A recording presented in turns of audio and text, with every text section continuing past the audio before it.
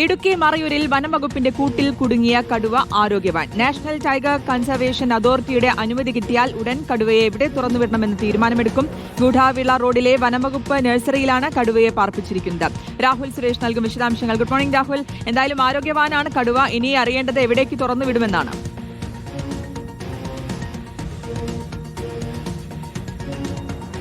വകുപ്പിന്റെ കൂട്ടിൽ അകപ്പെടുന്നത് 18ഓളം പശുക്കളെയാണ് ഈ കടുവ കഴിഞ്ഞ 2 വർഷത്തിനിടയിൽ കടിച്ചു കൊന്നത്. അതിനെ ഒടുവിൽ വനംവകുപ്പ് സ്ഥാപിച്ച കൂട്ടിലായിരുന്നു കടുവ അകപ്പെടുന്ന സാഹചര്യം ഉണ്ടായത്. ചൊവ്വാഴ്ചയും ബുധനാഴ്ചയുമായി വനംവകുപ്പിന്റെ നിരീക്ഷണത്തിലായിരുന്നു കടുവ. അതിന്റെ അടിസ്ഥാനത്തിൽ ഡോക്ടർ നടത്തിയ പരിശോധനയിലാണ് ഈ കടുവ ആരോഗ്യവാനാണെന്ന് കണ്ടെത്തിയിട്ടുള്ളത്. ഇനിയിപ്പോൾ നാഷണൽ ടൈഗർ കൺസർവേഷൻ അതോറിറ്റിയുടെ അനുമതിക്കായി കാത്തിരിക്കുകയാണ്. അനുമതി ലഭിച്ചാൽ ഉടൻ തന്നെ കടുവയെ സുരക്ഷിതമായിട്ടുള്ള വനത്തിനുള്ളിൽ തുറന്നുവിടും എന്നുള്ളതാണ് ലഭ്യമാവുന്ന വിവരം. എന്താണെങ്കിലും 5 വയസ്സുള്ള ആൺകടുവയാണ് ചൊവ്വാഴ്ച വനംവകുപ്പിന്റെ കൂട്ടിൽ കുടുങ്ങിയിരിക്കുന്നത്. ഇതോടെ മറയൂർ മേഖലയിലെ ആളുകളുടെ വലിയ ആശങ്ക കൂടിയാണ് ഒഴിയുന്നത്. കാരണം ഉപജീവന മാർഗം പലപ്പോഴും ഈ കടുവ ആക്രമിച്ച് കൊലപ്പെടുന്ന സാഹചര്യം ഉണ്ടായിരുന്നു.